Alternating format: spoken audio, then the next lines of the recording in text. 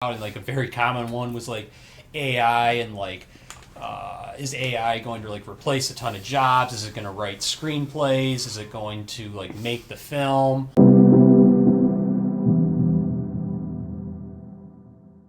Hi, welcome to episode 1 of the Comedy and Film Artist Podcast. I'm Benjamin Vomastic. I'm Christian Pernicano. Christian was the Gaffer on Hometown Summer. How are we doing today, Christian? I'm doing very good. Good. So, what got you into the film space? I've always loved films, and then I realized I wanted to start making them. I was 18, and I watched Spirited Away, the anime by Miyazaki. I can't remember his first name. But have you ever seen? No, I'm not familiar. It's really beautiful. I remember I was watching it alone in my basement one night, and I just started crying. And I was like, what am I feeling? And I just kind of got obsessed with recreating that feeling in other people. Yeah, for sure. Yeah, no, that's similar to me, like with like comedy, like really just like falling in love with like the like 90s 2000s style comedy, and like really wanted to bring that feeling into other people's lives as well, like seeing that's kind of been missing lately. It is like crazy, especially like the more I've like gotten into like screenwriting, like how much a movie makes you feel and how important that is like for an audience engagement. Did you see Dee Dee? Dee Dee, no. Oh, it's a recent dramedy that just came out about eighth grader in the U.S. Like growing up in '08, like during like when like YouTube first came to be and whatever. It's like kind of like when we were growing up. Okay. And no, it was just like crazy because like I've been like, because I'm like starting a new screenplay, like I've been like more analytical lately about like when I'm like watching films, like I've been studying them a bit more. It's like that movie was like a masterclass on like how to make you feel. It was like it really makes you appreciate. Who did that one? You know, I'm not really sure because it's like it's an indie film, which is cool. Like I feel like those are starting to come to theaters more and more. Yeah. And no, I mean I assume it was probably about low $1 million production. Okay. I believe it was at like one of like the big film festivals. Got bought. Awesome. Yeah, no. Nice. Yeah. For me, comedies. I mean, I grew up same time watching like Happy Gilmore, and Click, and a lot of those like Judd Apatow comedies that you don't really see nowadays a lot. But I do think it's interesting how I think Netflix has kind of gotten rid of that genre, like theater space, where it's like people keep putting it onto streaming now. But I do watch, like I watched recently The Bear, and I noticed I was like, comedy is being put into a lot more dramatical works, and trying to have it be both like a drama comedy mix. Yeah. Which I think is interesting. Because, I mean, you don't really see just a straight comedy nowadays. Usually there is a dramatical spin on it. And that was still the case with the Gilmore movies. But it was played down. It was a pretty hard comedy. Yeah, it was played down a lot more. It was almost like the drama aspect was a joke. Yeah, definitely, I mean? yeah. No, I mean, I think that obviously what you say is true, and I think that has been the reality of the space for, I don't know how long it's been, 7, 8 years, whatever. I mean, there have been exceptions. Like No Hard Feelings came out last year. Like that was definitely a straight comedy. I mean, there were some real busts like Joyride and Bottoms. Bottoms? I hadn't seen Bottoms. I've heard okay things. Yeah. Yeah. I mean, I was not particularly a fan, but I didn't mean like in the sense of like the movie sucked. I meant like it didn't do great at the box office. Oh, yeah. But I mean, I think like there is some effort, and it's like Todd Phillips. Are you familiar? The director of like The Hangover, Old School, Starsky. Yeah, and most recently Joker. He said on a recent interview that his next movie after Joker is going to be a comedy. Okay. And he's never made a straight to streaming movie. So, you know, I think see what happens. I think he's one of the comedy greats, and I think that could potentially start a domino effect. If, say, he makes a $50 million comedy and it does 300 at the box office, like maybe we might start to see a return or a more frequent return of that style. Hopefully. Yeah. I think that also the Marvel movies have kind of taken away that space. Not in a bad way. I mean, there are some Marvel movies that I like. Yeah. But they definitely have kind of, I think, taken some of the comedy space. Because a lot of them play more comedically, like Thor Ragnarok, for example, which is, I mean, it's good. I like Thor Ragnarok. But I do think I would rather see more variety in the theater. Yeah, definitely. I think it's a trend. I mean, like, definitely audiences like good original movies. Oh, for sure. You know what I mean? For sure, I think studios just ignore that. Yeah, I'm optimistic that we're going to get more in that vicinity. I mean, I think if you look at box office trends, there definitely is a bit of superhero fatigue, and it looks like studios are at least trying. Yeah. As of, like, very recently, like, trying to branch out a bit more. And, yeah, I mean, I think that's why it's so important to go to the theater and to show up when, like, these, like, original non-IP concepts show up, like the Long Legs with Nicolas Cage. I mean, that was made for, what, like $9 million, and it did over $100 million at the box office. Like, that's amazing. Yeah.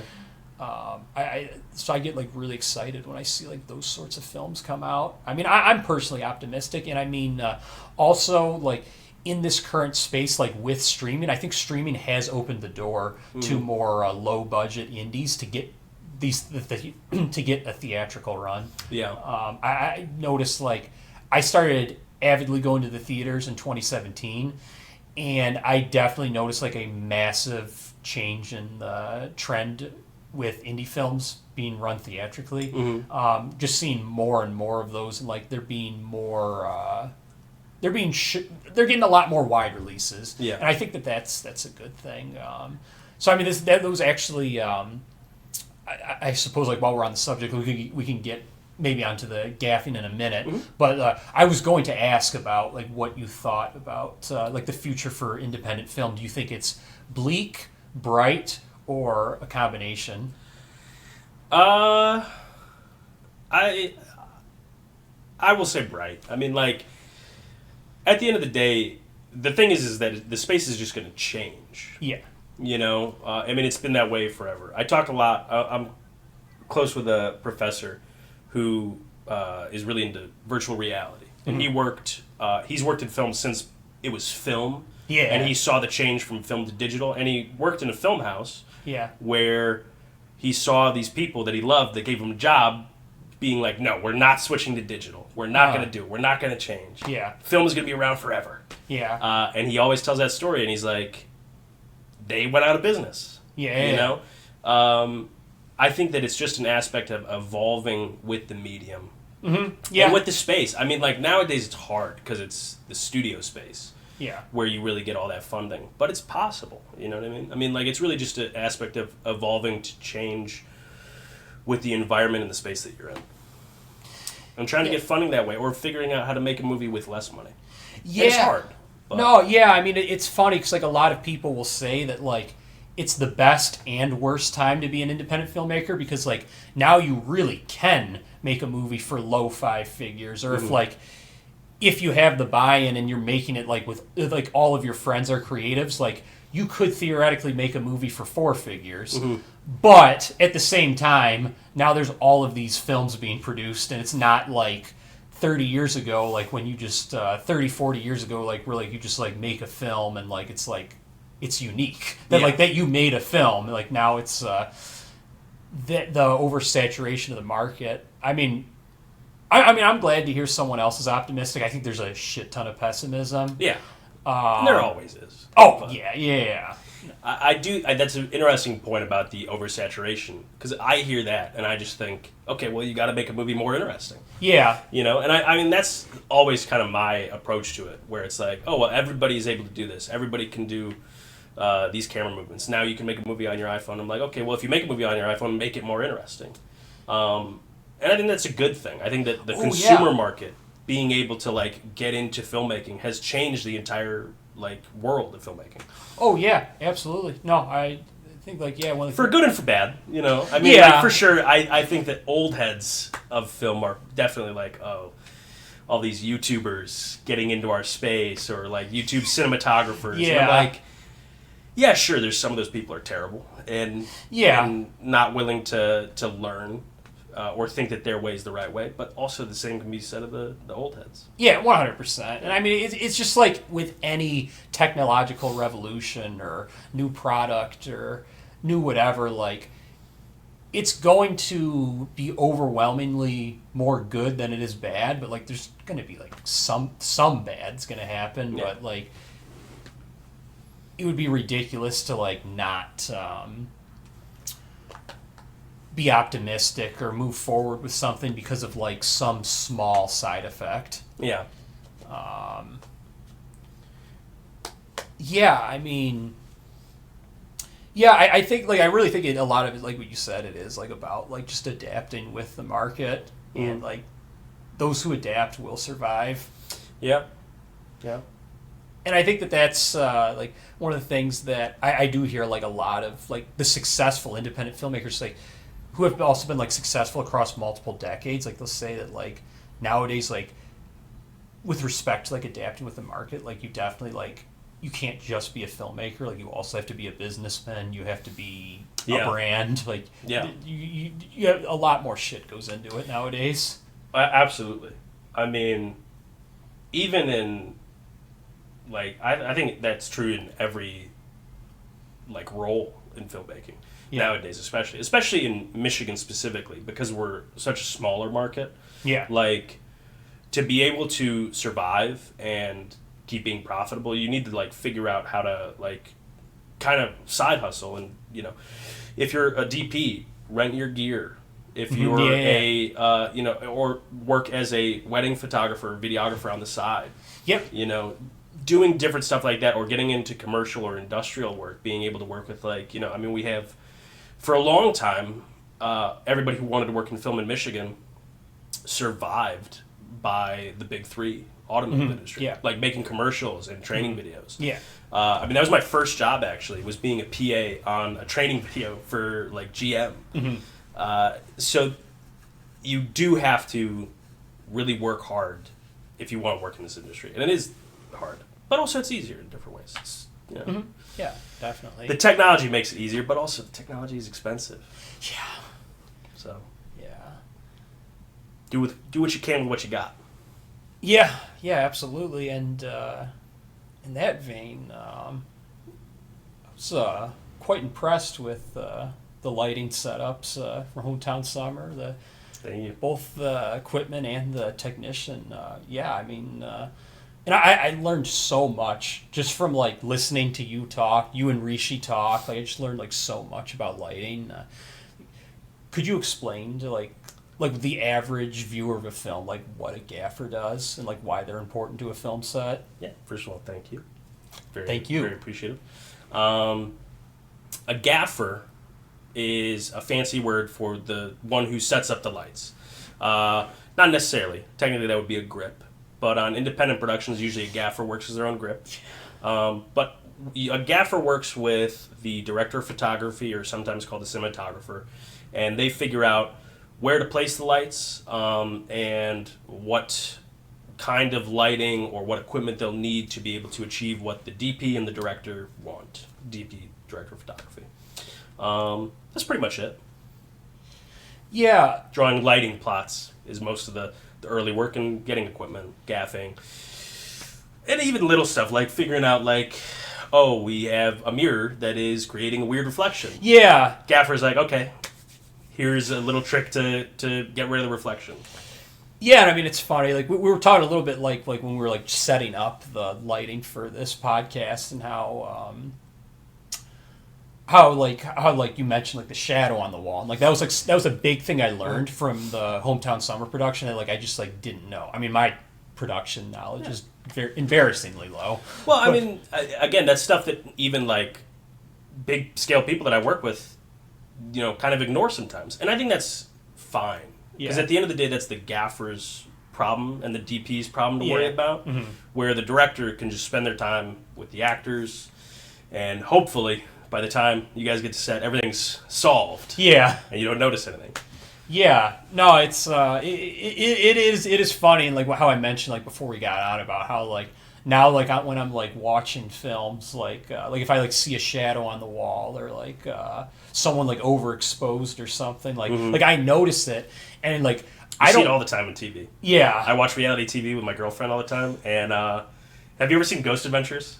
No, I've not. Ghost Adventures, the Ghost Adventures crowd now. The Ghost Adventures has like these little cutaways where they're like hunting in a haunted house, and they'll cut away to a recreation, and it's so bad. It's like overblown, exposed, like hot white light.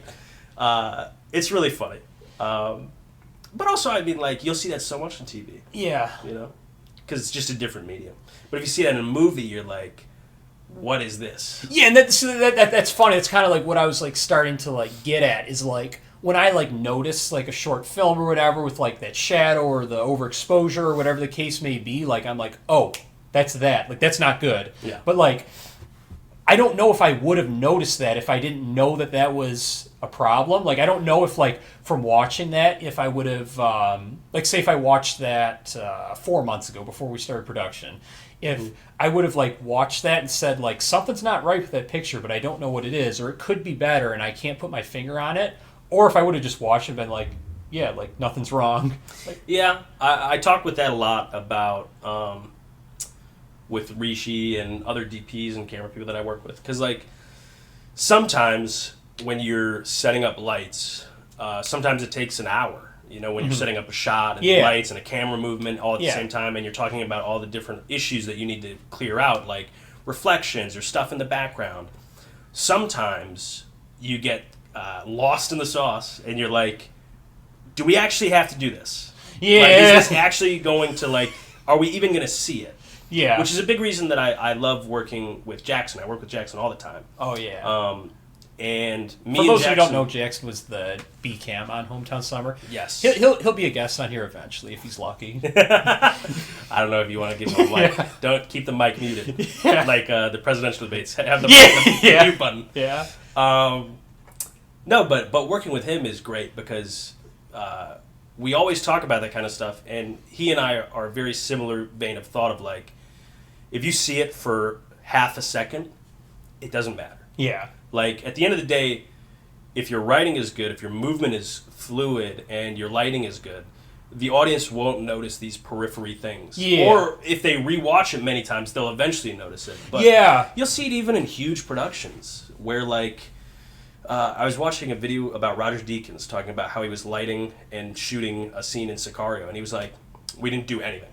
Yeah. We literally just set the camera up, had it way back in back of the parking lot, shot the whole scene, and had them mic'd up, and that's it. Yeah.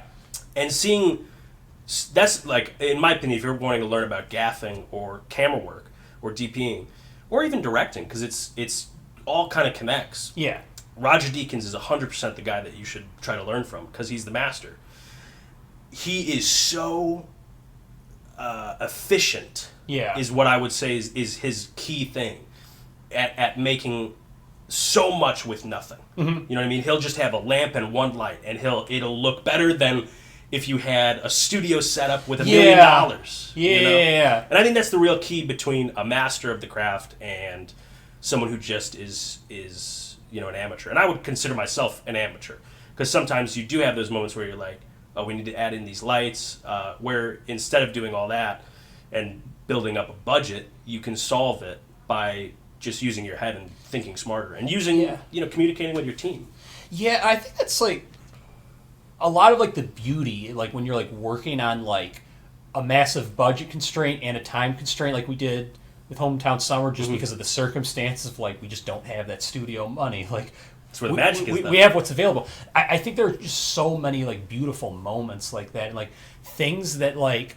I wonder, like, if they're, like, lost, if, like, you have this, like, $10 million+ budget to work with. Like, you can throw money at problems and fix it, but you can also get creative. Yeah, I think that's definitely true. I think that a lot of magic that you see in movies is because of the problems. And that's why I try to be at peace and always think optimistically about when problems arise. Because at the end of the day, A problem is just another thing for you to figure out and work around, and sometimes the problems can make it better. I mean, the film school bro always mentioned when this conversation is talked about is the Jaws machine.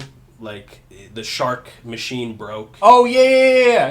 I don't know if it's true. It's like a Hollywood legend. I think it is. Yeah.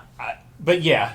For those who don't know, it's when Steven Spielberg was making Jaws, the like machine for the shark broke, and you were gonna see the shark a lot more, but because it broke, they just used the fin and like some of the machinery, and you never see it, and it makes the film better because you don't see it, and it's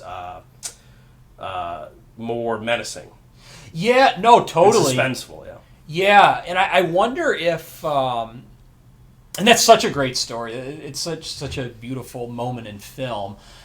I actually wonder if that influenced horror movies because there are that accident because there are films I'm trying to think of one off the top of my head where you don't see the the monster very often. It's kind of like the idea of when you're reading a book how that could be scarier than an actual movie because you have to put together in your mind what's you're interacting more with it. You're searching for it more. Yeah.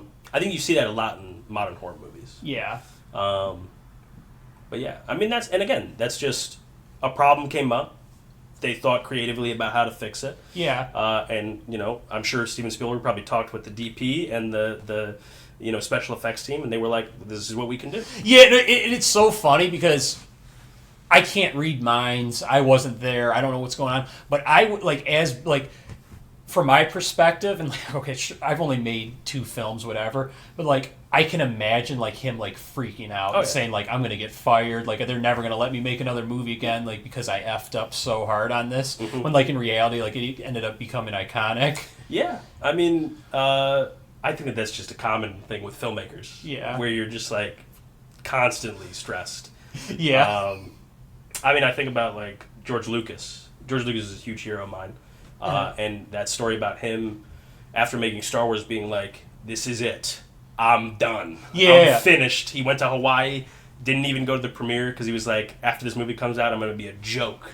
Mm-hmm. And then he got a call that he was made $1 million. Yeah. And just you never really know. You don't know what's going to connect with people, and you don't know what's going to work on the screen until you kind of see it. Because I think you're in it too much. Yeah, 100%. You go blind a little bit to how it actually is going to come out. Yeah. Fun fact, did you know that Quentin Tarantino says that Jaws is the best movie of all time? Interesting. Yeah. He has a point. He has a point. It is a good movie. I have a theory. I think Jaws is the beginning of the downfall of filmmaking, actually. Really? Because it built blockbusters. Oh. Before Jaws, blockbusters for the 80s and 70s weren't really a huge thing. Yeah. They were very rare. And then after that, the studios really started working on making kind of clones of Jaws, and then they fell into that formulaic route. And it's a thing that studios have done since film has existed. Yeah. It's what businessmen do, and it I get it. You want a safe bet, but also you need energy, you need new, you need fresh. Yeah, absolutely. Yeah, I mean. I guess it kind of just ties into what we were talking about 15 minutes ago or however long. Just that allowing more independent filmmakers into the space inevitably, from a market perspective, should eventually solve the problem, make it better. I mean, there always will be the problem, but you're always gonna have stodgy old guys. Yeah, trying to do it the way they've always done it. Getting fresh blood in is how you keep stuff moving, though. Oh yeah. Yeah, I was going to ask about. It's there was this concept I saw on the internet on some filmmaking forum. I was going to ask about the how big of an effect lighting has on scenes, moods, the overall vibe of a movie. I can't remember where I saw it because it's been a couple of years now. It was before I made Rosetta Stone, my first film. When I was just getting down the filmmaking path. And I even got this correct. Just from looking at it, it was there were 4 pictures, 4 still frames with no actors in it or anything. It was just it was just a like frame set up before like the actors came to the scene, and it had 4 pictures, and it was like one of these is a comedy, one of these is horror, one of these is sci-fi, and one of these is drama. Like, and I could just tell by looking, and it was like which one is which, and like I could tell with no filmmaking knowledge at all. Like I could tell which setup correlated with each genre just by looking at the picture, and like I don't know if it was like as simple as I've just watched a lot of movies and I like know like that's what this movie looks like. You get the film language. Yeah, but I was like curious, like does that like resonate at all with you, or like do you have like any idea like why like someone would be able to like know like what genre? Definitely. Yeah. I mean the very basic of lighting is, and this is like the fundamental, but it's important to know that you can break this as a filmmaker or as a gaffer or a DP. It's important to know those rules so that way you can manipulate them and use them to evoke emotions. Lighting definitely does that. I mean, the very basic is if it's a comedy or if it is a light drama and not like too dark, you go high key. High key meaning bright. Like this is kind of high key lighting. Yeah. The best example of low key lighting, which is darker, is The Godfather. That's what pretty much everyone will go to and draw from when they're looking for like low key inspiration. Yeah. Because it's gorgeous. I mean, like you look at The Godfather and you see like there's one strip of light on Al Pacino, on Michael Corleone, and you're like for the whole scene he's only got one little strip of light on his eyeball, and that's it, and he's cast in shadow, and you're like, how does this work? This breaks all the rules, but it works. So you have that. Sci-fi is interesting. I come from a deep sci-fi background. I've made a couple sci-fi films. So for me, sci-fi, I like sci-fi a lot in terms of lighting, because you can kind of do whatever you want. It doesn't have to make sense. You can make it make sense in the world, and it lets you play like truly free from the normal stipulations that like for example, in like a comedy in Hometown Summer, the lighting has to make sense. Like you can't have a light coming from nowhere. It can't look like it's a light. Whereas in a sci-fi, you can put a light right next to them. You know what I mean? If you just put like a sheet on it, or some sort of like sci-fi-y looking, they're called greeblies, that are like just things that look like sci-fi or don't belong in a normal house. You can make it work. Just because, like, are you saying that, like, because, like, people will see that and, like, they'll just be like, oh, that's, like, just the universe? This It's just the world. Yeah. Like, a very common thing you see in, like, Star Trek or, like, Interstellar or Alien. I just saw Alien Romulus. Alien Romulus has constant red lighting out of nowhere. And it's just like, what is this light? Like, they have weird, like, laser floor lighting that has, like, haze just coming out of the ground. You're like, you don't need to explain that. It's a sci-fi world. They're in a spaceship. The audience's imagination will make it make sense. And if it looks cool, it looks cool. So it really gives the crew a lot of freedom in how they craft the visual language of the film. Which is awesome. And also you see so much creative stuff out of that. I mean, like, I think of, like, the original Alien. And, like, this is more special effects stuff, but, like, just making a world with no concern for real life rules is just so interesting. And then I assume like the like horror lighting is just like intentionally meant to like be also menacing, very low key, usually uncomfortable, usually very underlit. Like if you look at Frankenstein's underlit, which is a rule. You should never do that because it makes people look ugly. Not most of the time it makes people look ugly. Maybe not like Anne Hathaway. But the shadows, the way the shadows come up, it'll look weird. It won't look like, because human beings, we constantly see light from the top down. You see light from the sun, it's top down. At the most, dead on. You know what I mean? That's very interesting, though. Do you have the photos anymore or no? It would probably take me a minute to find them. Right. I'll look for them later and see if I can send them to you. I'd be concerned if I got the sci-fi one wrong. That's my bread and butter. Oh no. But like, so like with like high key lighting that you're talking about, like with the comedy, that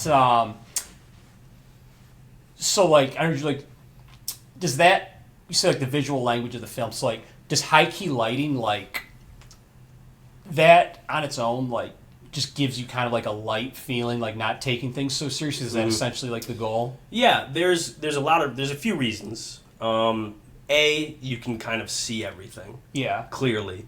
And it doesn't evoke any strong emotions. Okay. Where it lets the performance shine through. Yeah. High key lighting actually for me is a huge challenge because I come from dramatic low key lighting so much. So lighting Hometown Summer was kind of fresh to me where I'm like, okay, I need to make this not look at all like a set, you know, but still make it look beautiful and make the actors look beautiful. Because that's really the goal of the lighting, is to make, you know, you don't want people to be angry at you. Yeah. So you're balancing both a little bit. But yeah, to try to make it look stylistic still is a challenge. But also a fun one, you know? Yeah. Well, I would have never guessed that you would consider that to be a weakness of yours, because you know you did such a great job, and like really just looking at Brendan's still early on in the editing process, but just like looking at the stills, like they're so beautiful, and like Brendan mentioned it too, like he mentioned in private that he won't care. He won't care that it wasn't that serious. It wasn't like a huge secret, but like he was talked about like just how great the lighting was. Thank you so much. I really appreciate that. Yeah. It's a combined effort. You know what I mean? Yeah. Because I mean, the conversations with Jackson and Rishi, the relationship between a gaffer and their DP or their camera operator is so important, because at the end of the day, it's gonna look different on the camera. Yeah. You know, the camera is going to see things that you never would if you were just in the room. Yeah. Which is interesting, but also you don't feel the energy by looking through the monitor sometimes. So being able to pop out of the camera helps. But yeah, also Angel and Lauren, they did amazing grip work, our PAs. Also incredible photography by Lauren Donatelli.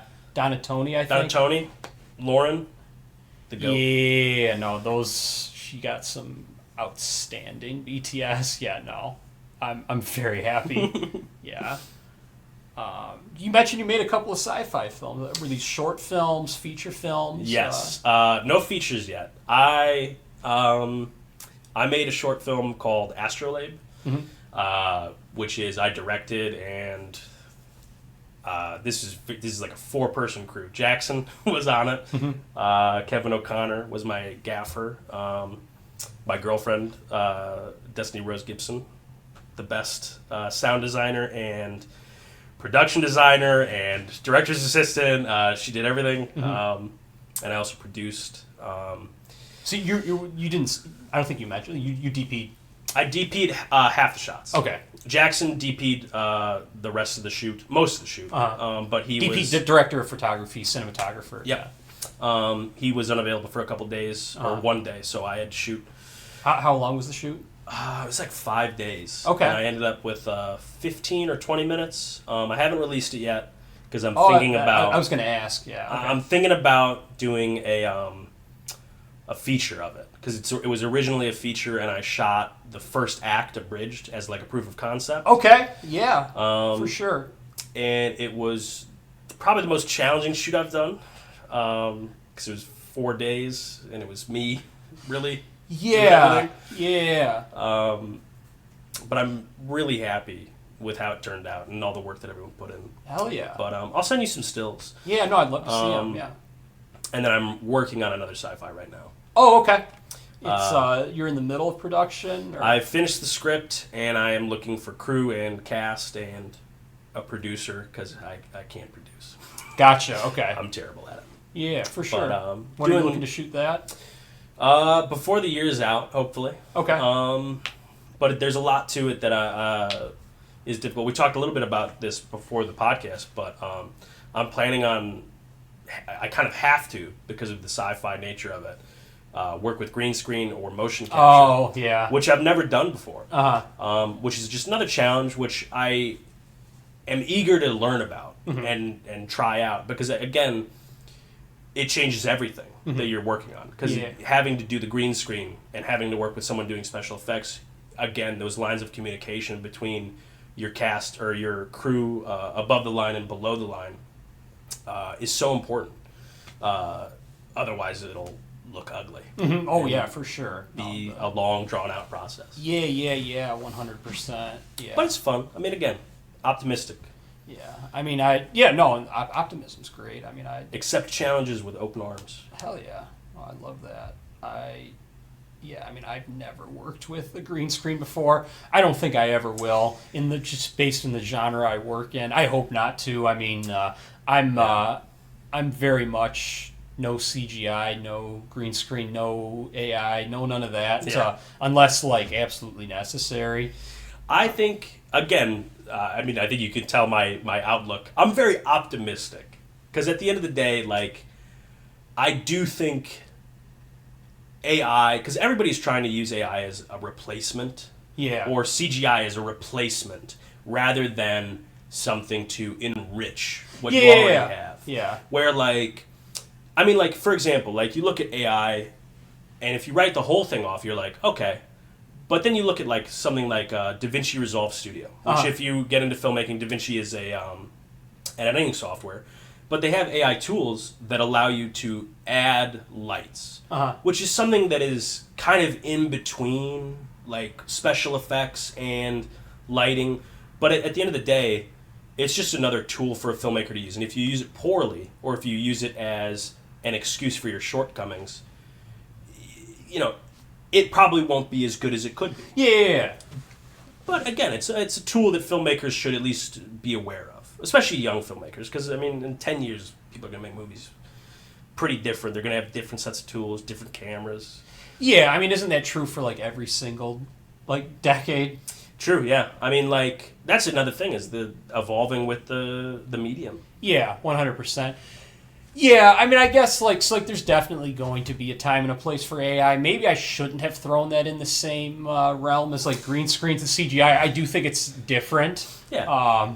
It's all about using those tools in ways that enrich the fundamentals. Because as long as you keep those core fundamentals that have been the same since filmmaking has been around, you're only going to have a better product. Yeah.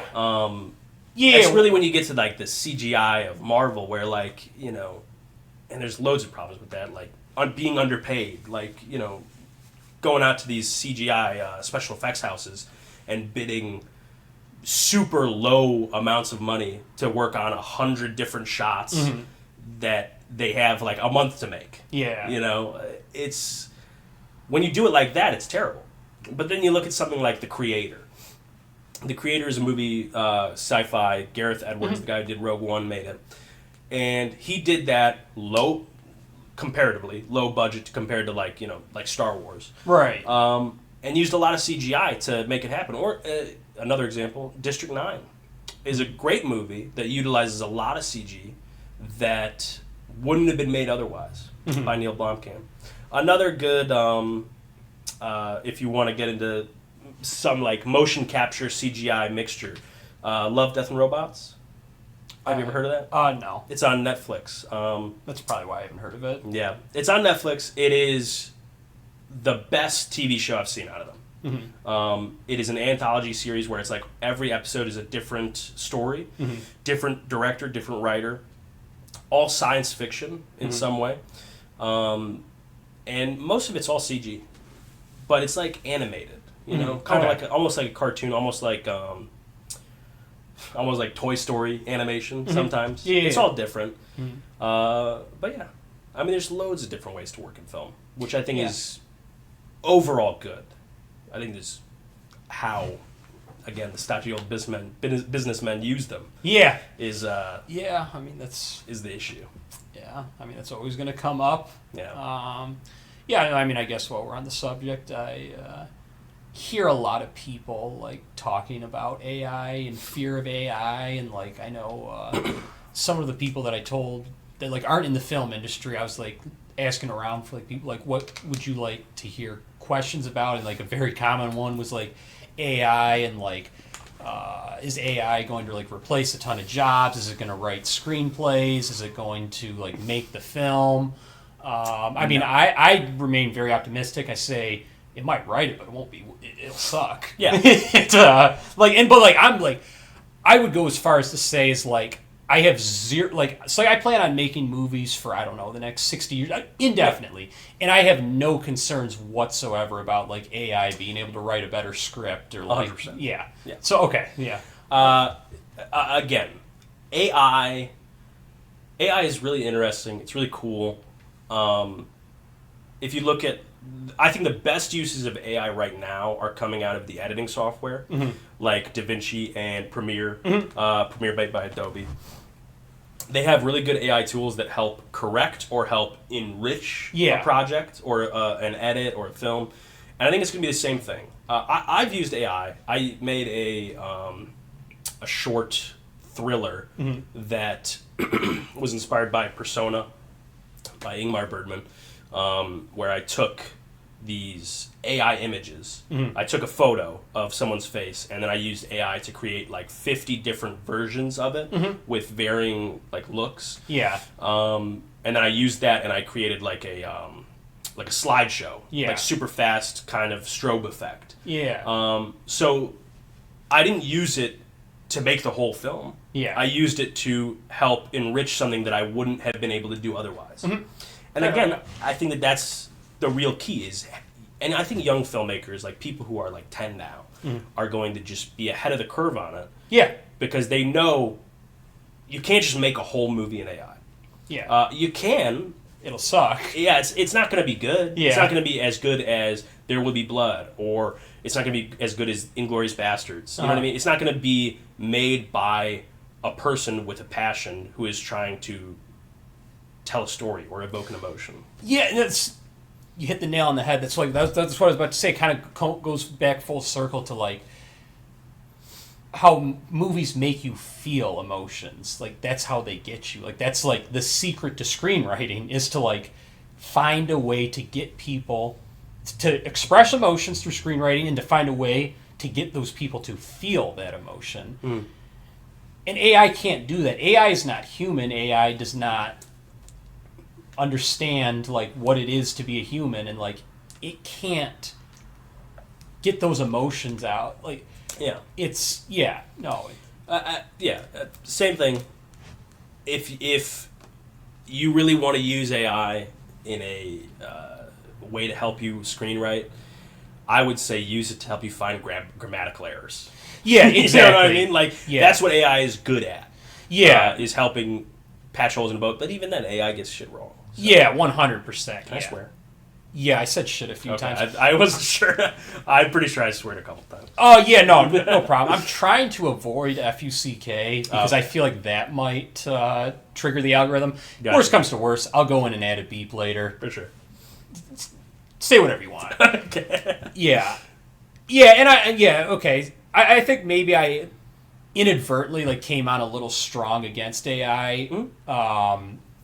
And I kind of want to walk it back a little bit because I do think it's different from like CGI and green screens. Like I use ChatGPT instead of Google. Yeah. I use AI probably way more than the average person does in the day-to-day life. But yeah, like I think there is a balance. There's a balancing act, and like kind of like what you said, like there are going to be times inevitably where like I probably like will need to use some sort of an AI tool, and like there probably will be people like in like post-production, like or still post-production, but like specifically like audio post-production that are probably going to be using AI tools on my film, and like sure, cool, do it. I don't want to come on as like being AI phobic, but I have a funny like I the same guy I talked about before, the professor that I'm close with. His name's Paul, and he is obsessed with virtual reality. Yeah, not obsessed. He's a filmmaker. He's an experimental filmmaker, and every time I talk to him, he's like, VR is the future. VR is we're gonna make movies in VR in 360 cameras. That's gonna be the future.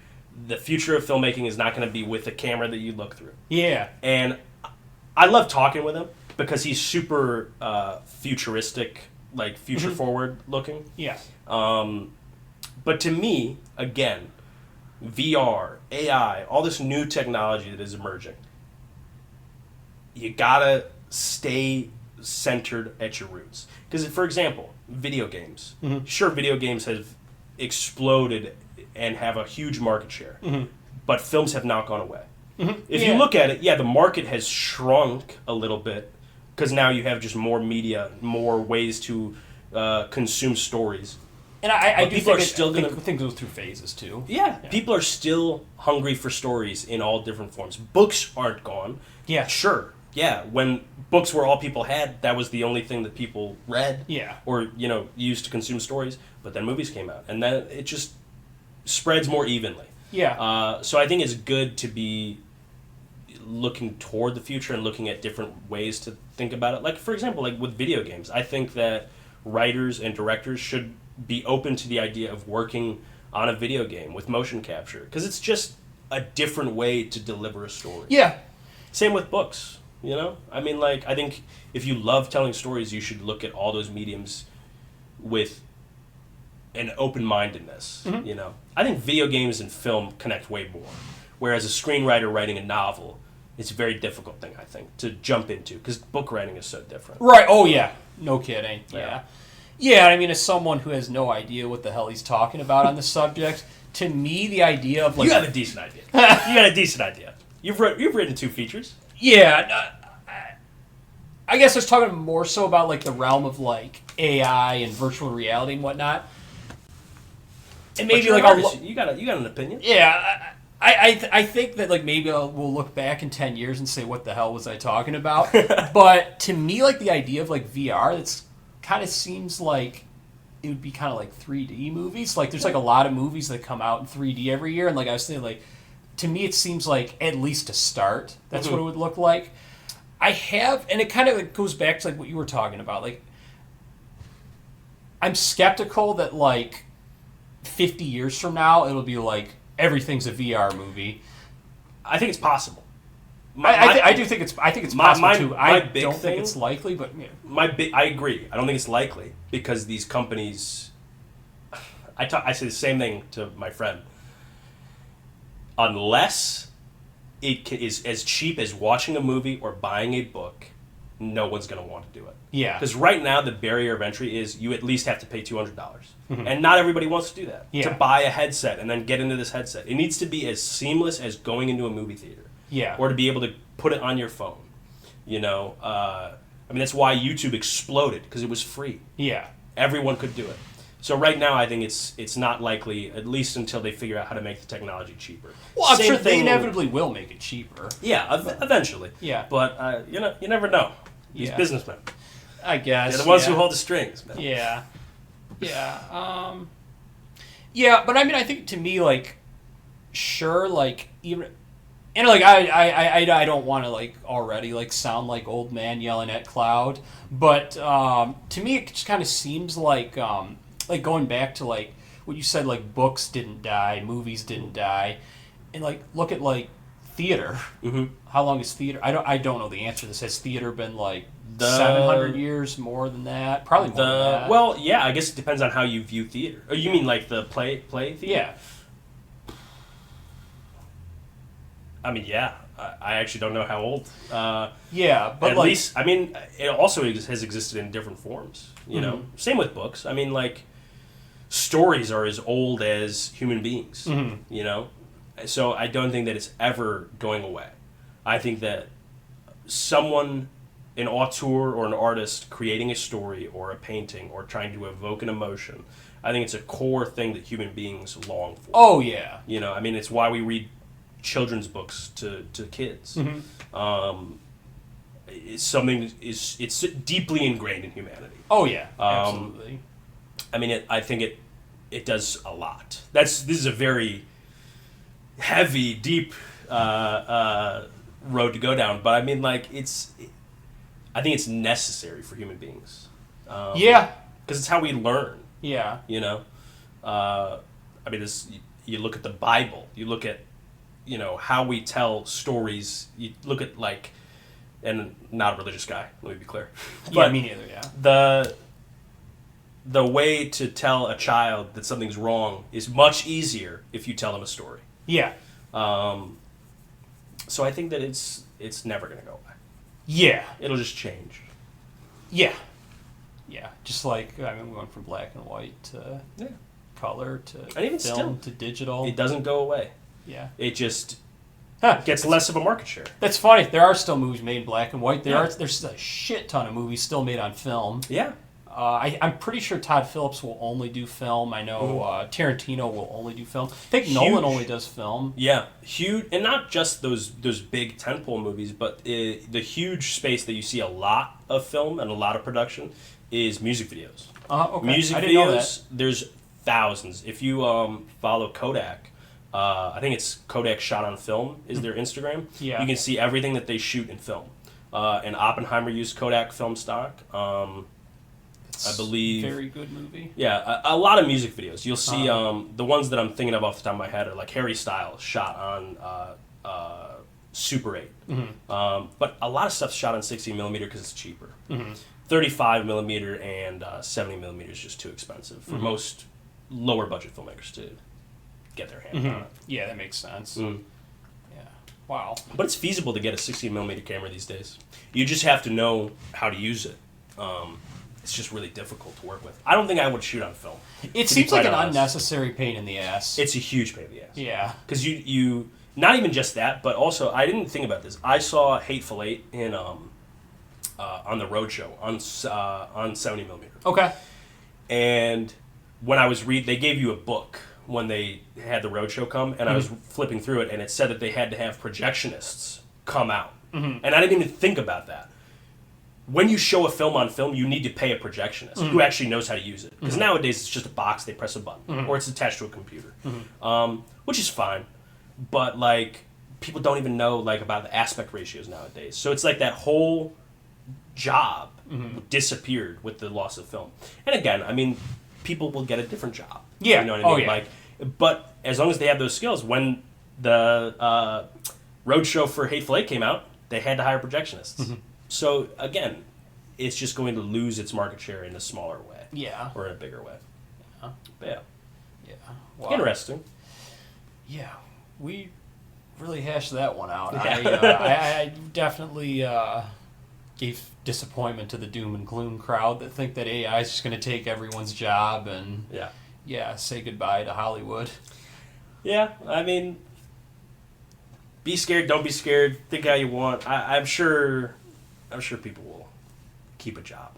Yeah, no, I think the film industry is going to be just fine, and I think that a lot of the changes that we see as a result of AI will, A, not be what these like doom and gloomers actually think is going to happen, and B, it's going to be things that like the average viewer of film doesn't even notice or know. Won't ever know. Yeah. Like, it's not going to be like 20 years from now, the best original screenplay goes to ChatGPT. Like, yeah. Yeah. No, I always think about that. I talk to my dad a lot, because my dad's an older guy, and he does not know anything about film. Yeah. And every time I tell him something, he's like, "What? That's how they do it?" It's actually has become a part of my process when I'm writing or directing or in any role, gaffing, PAing. Yeah. I'm like, would my dad notice this? Because my dad watches the movie, eyes glazed over. He's like, what's going on? Yeah. He needs to have his hand held a little bit. Yeah. But I think that also helps me be like, is this actually important to the story? Is this core? Is this light going to really make the movie better?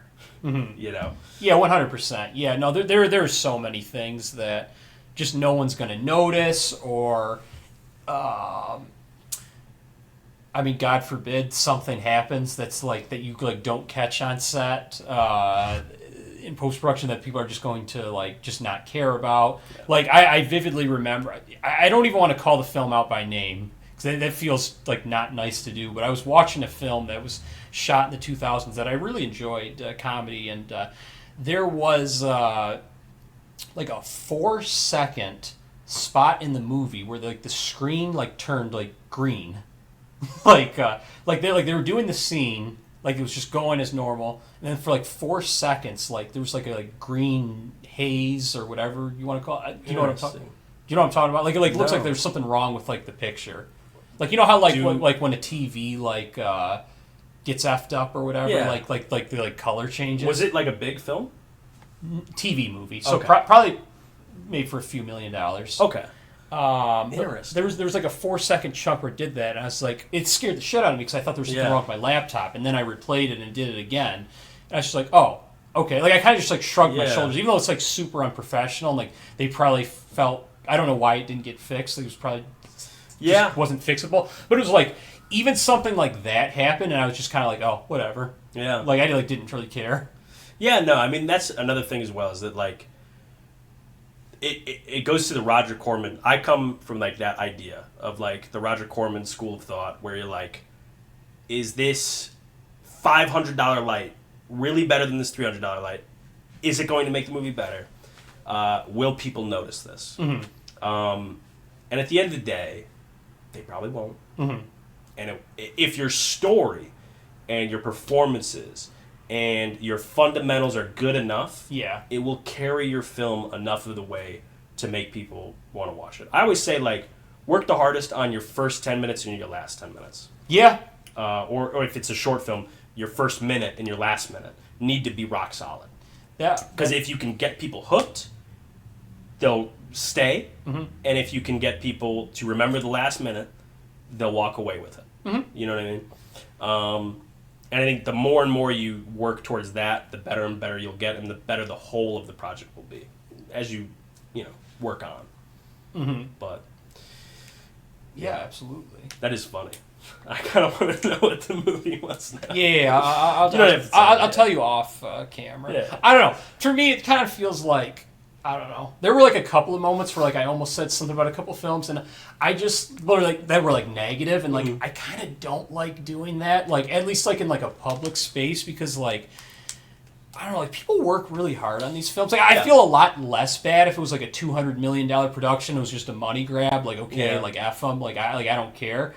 But like, I don't know. I have a hard time like saying bad things about like movies that like people that made it were like passionate about, or like it was like made on like a lower budget. Like really like, even if like there wasn't like a ton of passion, like everyone was working their ass off. Like it doesn't feel great to like be like critical like that, especially because like I personally like don't love it like when someone like who's never like made a movie in their life like comes at me and is like, hey, here's this list of 20 grievances I have with your first film. It's like, I'm not immune to criticism or anything, and like I absolutely like want to like strive to succeed and like be the best I can, but it's kind of like, yeah, I mean, great, I'm glad you feel that way. This movie's like kind of finished. There's nothing I can do about it now. Yeah. I mean, that's a good point. I personally, when I talk to like fellow filmmakers, or like if I'm working on a film with someone, for example, I have a friend right now who's making a book, and they asked me for my help and my opinion.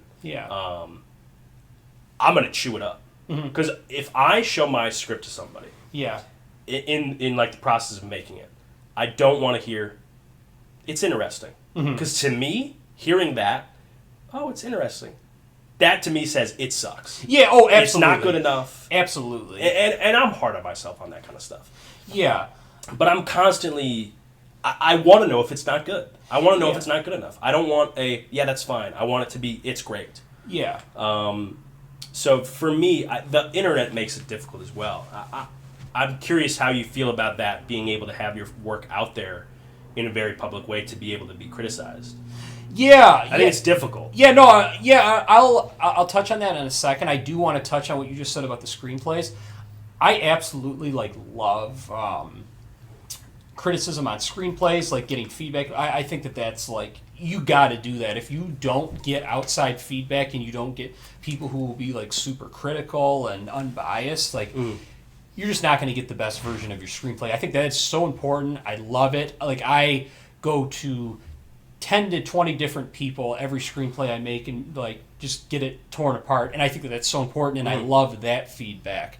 And I love like when we're on set and like an actor says like, I don't really like the way this flows because I don't think that this like makes sense. And it's like, okay, let's think about it, let's talk about it, let's like see like the alternatives and everything, and like what's fixed in that way. I was saying that like and I know I'm not the only one that feels this way. And I mean, it's fine if I was, but like just like once it's actually finished, and it's like I don't know, like once you can't do anything about it. Once I can't do anything about it, like the criticism feels different. Yeah, I get that.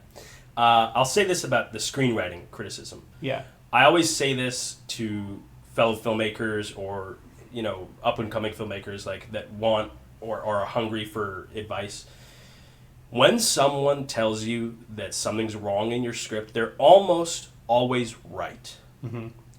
When they say how to fix it, they're almost always wrong. Absolutely. I think Bill Hader said that about writing and comedy. Yeah. And I think that is the truest thing I've ever heard about script criticism or any creative criticism when you're in the process. Yeah. Because if a relationship, like for example, if you're writing a drama and a romance does not gel or work, they're probably right. It's probably clunky or something's wrong or their personalities aren't as developed. But when they say, do this, try not to listen. Yeah, no. Because then it's not really your original vision. Yeah, exactly. Yeah, I know Judd Apatow talked about this in his masterclass, and he said, God, what was the guy's name? I can't remember now, but I know I'll remember the second the podcast is done recording. But he talked about how, like, one of his closest collaborators, he was talking about, like, how to end the 40-Year-Old Virgin. Like, he wasn't entirely sure what he wanted to do, how he wanted to do it. And he asked his collaborator for advice and said, oh, you should end it this way. And he was like, that's such a great idea. And then, like, he initially was going to end it that way. And he's like, this is great. But wait, this isn't like, this looks like his movie. This doesn't look like mine. Like, and it's like yeah, I mean, like that's just another anecdote to what you were saying. Like, yeah, no, I completely agree with everything you said. It's interesting. Stay true to your vision and your voice. It's interesting because it's also the responsibility of who's giving the critique. Yeah. Like if someone asks me for advice, I try never to give an answer. I try to just give like my opinion as an audience member. Yeah. Where I'm like, this isn't working for me, or this is. If something is, like, technically wrong, I'll say, like, if the pacing's bad. Yeah. I'll say, hey, you need to, like, fudge this pacing. Yeah. Because it's not going to... It's just technically not working. Yeah. Or, like, grammatical or, like, script issues. Like, stuff like that. I'll give an actual answer. But when it comes to, like, the story or the character, I'm like, do I really want to say something? Usually I just say, this is reading wrong to me. Mm-hmm. And I try to either give very vague help or... I try to give a few options. Mm-hmm. Like I'm like, oh, like maybe if you just like change this line, it might be different. Yeah. Or it might play different. Mm-hmm. Stuff like that. Yeah, I think that's all interesting good stuff. Yeah. I think people don't ever really think about that, like the process of working with another writer. Yeah.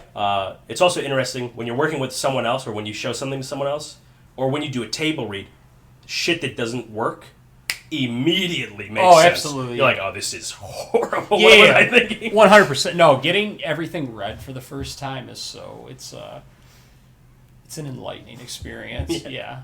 It's therapeutic. Yeah. But you said you asked a question about like 10 minutes back or whatever about like how like I feel about like having like my stuff out like on the internet. Mm-hmm. Yeah, I mean. I think that I mean, obviously there's going to be pros and cons. I guess, like, what was, like, the specific question? Well, I'm just curious because I mean, all my films are short films, and they're on YouTube, but, like, I don't really put it out. I have, like, a website, but I also don't really ever look at it. Mm-hmm. Like, the only criticism that I really care about is from my peers, mm-hmm. Like, or my friends. Yeah. Even when I show stuff, I'll show, like, the stuff I've made to my dad, mm-hmm. and I'll be like, I know him, and I know he won't get it. You know what I mean? But regardless, he's proud, and he's like, yeah, I'm not going to get it. Yeah. But being, I guess, the feeling of being exposed like that, you know what I mean? Like, or vulnerability. Because you can't, I'm a different kind of person. I don't really listen to that stuff. And I'm just curious how your experience has been with it. Like, having that person walk up or message you and being like, here's my issues, that feels weird to me. Yeah, it was, I didn't love that. Yeah. But I mean, I don't know. I guess it's part of it. Yeah, no, it's definitely part of it, and really, like, what I am trying to do, like, with these movies, like, I'm trying to entertain people. I'm trying to make people laugh. I'm trying to fill the void that I think has largely existed the last decade or so, like with like this style of comedy. I'm trying to brighten someone's day and like remind them that like this kind of comedy still exists. So in doing so, like it's going to fail with people inevitably, and it's also going to be viewed by audiences who never liked that style of comedy to begin with, and they're just going to hate it. Old dudes, yeah. I get that. Or people who just don't gel with it. Yeah. Usually that's my biggest, the market that doesn't really get my stuff ever. But also I'm making like weird artsy sci-fi movies or thrillers or shit inspired by French movies. You know what I mean? Like, yeah. I'm curious what like the audience, I'm excited for Hometown Summer. To be able to go into a theater and watch it with a bunch of different people. Yeah. And see it. That'd be a really cool experience, yeah. Yeah. It's nothing quite like it, like a premiere. Yeah. It's a lot of fun. Yeah, I mean, I think it's just, it is just a necessary evil. I mean, like you want, like, as many people as possible to watch your stuff, and inevitably, like, the more people that watch it, the more criticism you're going to get. And, I mean, I don't think it's like had like an adverse negative effect on me to this point. I also haven't gotten like a ton of feedback so far. Just remember, social media is not real. Yeah, it's These not. people aren't real. No, I mean, to an extent, I agree. Yeah. The chronically online folk. Yeah. Don't listen. Yeah, I mean, I guess we'll see, like with Hometown Summer. Yeah, I mean, I guess, yeah, we'll just see. There's going to be good, there's going to be bad, there's going to be indifferent, and, maybe that'll be something I could better answer in 6 months from now. All right. But, yeah, I mean, this has been a great discussion. With the first episode, there were a few questions that I wanted to ask every guest. Okay. So, number one, if there was one writer and or director that you could work with, who would it be?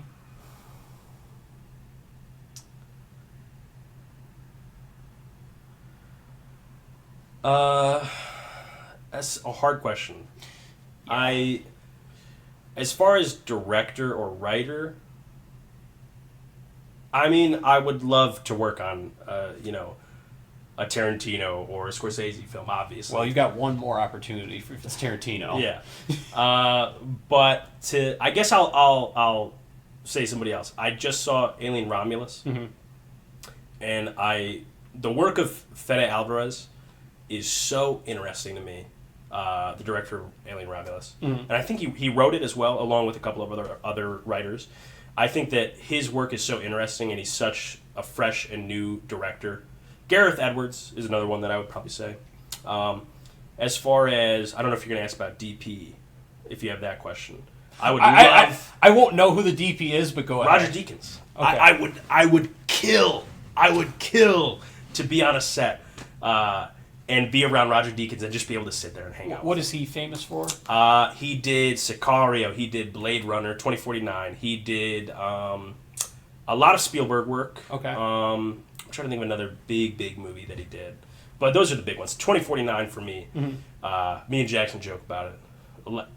Blade Runner 2049 kind of also ruined film discourse because they're like, can you make it more Blade Runner? Can you make it more blue, more orange, more teal? But yeah, I would kill to be on a set with him, or Denis Villeneuve.